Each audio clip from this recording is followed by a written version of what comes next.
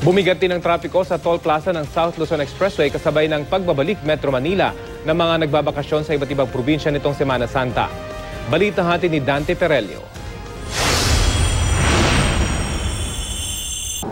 Alas 4 ng umaga inaasahan ng simula ng build-up ng traffic sa South Luzon Expressway dahil sa bulto ng mga bakasyonistang magsisibalik ng Metro Manila ngayong araw.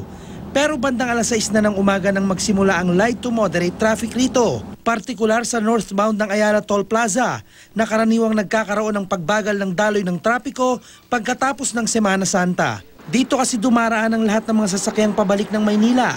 Habang sa northbound ng Calamba Toll Plaza naman, walang card, kaya diretso lang ang motorista pagsapit sa bahaging ito ng SLEX. Ayon sa pamunuan ng Manila Toll Expressway Systems o MATES, malamang na mas marami ng naunang nagsiuwi galing ng mga probinsya kahapon pa lang. Bandang alas 10 naman kagabi na magkaroon ng build-up sa Ayala Toll Plaza, kaya bukas ang counterflow lane rito hanggang sa mga oras na ito. May 18 ring ambulant teller na idineploy para sa mas mabilis na pagbabayad ng toll.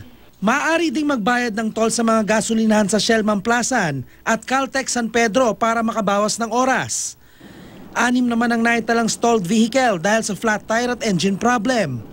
Wala namang naiulat na aksidente sa nakalipas na magdamag. Dante Perelio, GMA News.